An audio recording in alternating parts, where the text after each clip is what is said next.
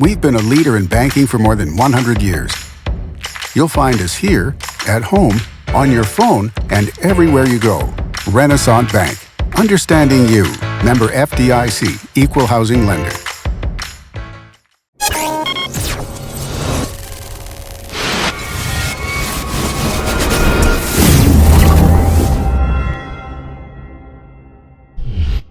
Sponsored by Renaissance Bank. Good morning and welcome to Newsbreak for Monday, March 20th. I'm Derek Russell. On today's show, we're going to first look at the Weather Underground forecast. Warmer temperatures and clear skies are ahead for this week. Today will be partly cloudy with a high of 81 and a low of 59. Your 3-day outlook Tuesday will be clear, high of 82 and a low of 56. Wednesday, a 60% chance of rain with a high of 62 and a low of 45. And Thursday, mostly cloudy, high of 70 and a low of 53. For more weather, you can visit djournal.com/weather. Our top stories for this Monday. On paper, it is clear why a pair of Lee County middle schools have been labeled at risk by the Mississippi Department of Education. But educators and students at Plantersville and Shannon middle schools wish people could see the things that aren't measured by data. Both schools were given F accountability rankings in 2016 and saw their test scores drop, but both schools also cite efforts to build stronger student-teacher relationships and instill a positive school culture. Shannon Assistant Principal Jason Arledge notes a strong sense of community at the school. Plantersville Principal Rodney Spears said students have become more respectful and discipline problems have declined during his 3.5 years at the school. Both schools have made academic changes and are focused on student data. Plantersville has built extra intervention time into the school day. At Shannon, students now have 72 minutes each day of English and math instruction through a shared second period of class time. As state testing looms, administrators at both schools are hopeful these adjustments combined with the school cultures they've worked to create will pay off.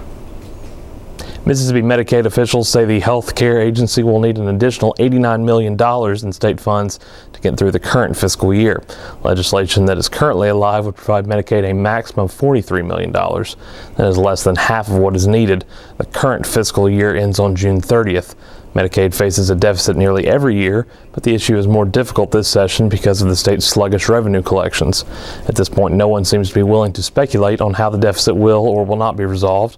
Saturday, March 25th is the deadline for House and Senate leaders to hammer out a budget accord. The agency provides health care for the disabled, poor, pregnant women, poor children, and certain segments of the elderly population, including the vast majority of Mississippians in nursing homes. Any shortfall of state Medicaid funds has roughly a fourfold effect in Mississippi. The state gets about $3 in federal funds for each dollar it spends on the Medicaid program.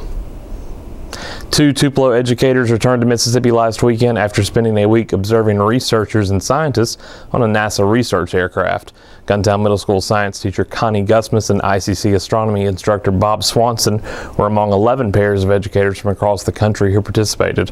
They were part of the Airborne Astronomy Ambassadors Program, which is a professional development opportunity for teachers designed to improve teaching methods and inspire students. The teachers flew high into Earth's atmosphere on a Boeing 747 equipped with scientific instruments and a large telescope. It tracks different wavelengths to analyze why certain things happen. The two teachers joined the plane's crew on 2 flights. Gusman said it was interesting to see how the aircraft has adapted to changing technology. Swanson said one of the best parts of the experience was interacting with the scientists on board. And in sports, the Mississippi State women's basketball team advanced to the Sweet 16 of the NCAA tournament. The second-seeded Bulldogs won their first and second round games at home over the weekend. They defeated Troy State 110-69 on Friday and knocked off 7th seed DePaul 92-71 on Sunday. Blair Schaefer scored 18 points in Sunday's win, and Jasmine Holmes added 14. As the second straight year MSU has advanced to the Sweet 16. The Bulldogs will play either third-seeded Washington or sixth-seeded Oklahoma in the round of 16. That game will be played in Oklahoma City on Friday.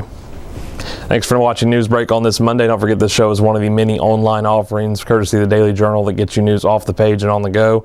Today you can watch Capitol View at djournal.com at 2 p.m. Each story discussed today on Newsbreak you can find in your copy of the Daily Journal or online at djournal.com, where a new episode of Newsbreak can be found each weekday at 7 a.m. Thanks for joining us. I'm Derek Russell.